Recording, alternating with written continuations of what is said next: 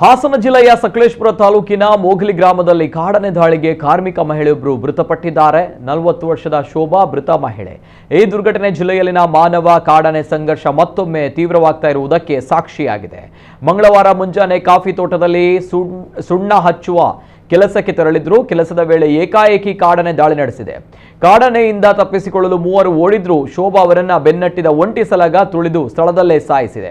ಘಟನೆಯ ಬಳಿಕ ಸ್ಥಳಕ್ಕೆ ಅರಣ್ಯ ಇಲಾಖೆ ಅಧಿಕಾರಿಗಳು ಧಾವಿಸಿದ್ದಾರೆ. ಆಕ್ರೋಶಗೊಂಡ ಗ್ರಾಮಸ್ಥರು ಮೃತದೇಹವನ್ನು ಸ್ಥಳದಲ್ಲೇ ಇಟ್ಟು ಶವ ಮೇಲೆತ್ತಲು ಬಿಡದೆ ಧರಣಿ ನಡೆಸಿದ್ರು. ಹಣ ಬೇಡ, ಶಾಶ್ವತ ಪರಿಹಾರ ಬೇಕು. ಅರಣ್ಯಾಧಿಕಾರಿಗಳ ನಿರ್ಲಕ್ಷ್ಯವೇ ಈ ದುರ್ಘಟನೆಗೆ ಕಾರಣ ಎಂದು ಆರೋಪಿಸಿದರು.